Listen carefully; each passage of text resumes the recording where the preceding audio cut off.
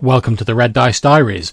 This podcast is a rambling journey through the wonderful world of RPGs from the viewpoint of a long-time GM and player.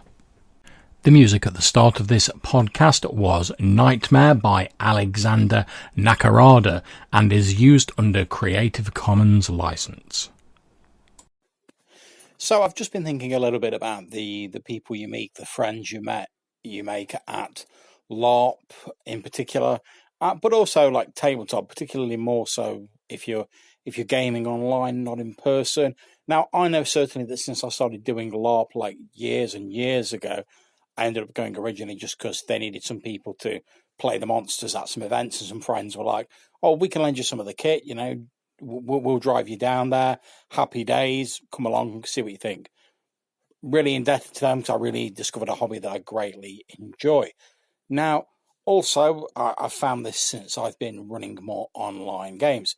And I've been thinking about the fact that the people you meet at LARP, and particularly online role-playing games, who I regard as friends. I've got some people I regard as great friends who I run regular online games for, some of which I also do LARP with. And there's other people I only really see at LARP who I regard as friends and great people. However, it's a little bit strange because when I was growing up, and I suppose this is all before sort of like the internet and sort of like the worldwide community as it was took off. Your friends were sort of like people you saw every day. You were like involved in their lives. You know what was going on with them, stuff like that. However, as sort of time's gone on, particularly now that due to my epilepsy and like my medical problems, I can no longer drive, and that's not likely to resolve itself in the future. So driving's pretty much off the cards for me. And although I'm enjoying the fact I get a free bus pass to compensate for that, it doesn't really allow you the same freedom of travel, although it is a great help for sort of like helping you keep your own independence. But it's a little bit weird because there are friends that I previously might have seen a bit more often, but I only really see at LARP now. Or when I'm running online games. So you don't really know what's going on with their lives so much, you're not so much involved.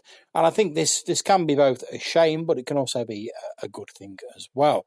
Because I think often when you're sort of like living in each other's pockets, or when you're really involved in someone's life, you end up focusing on like the things that annoy you or that sort of get on your tits a bit. And that's how sort of falling outs tend to happen. You get used to each other. You stop seeing the things that sort of made a friendship work, and eventually you tend to just focus on the negative. Or at least that's been my, albeit pessimistic, sort of experience. I'm sure people who are far more optimistic than me might have had other experiences. But one of the good things about only really seeing people when you're in an occasion when you have a shared interest with them is that you focus on that shared interest and the positives of that.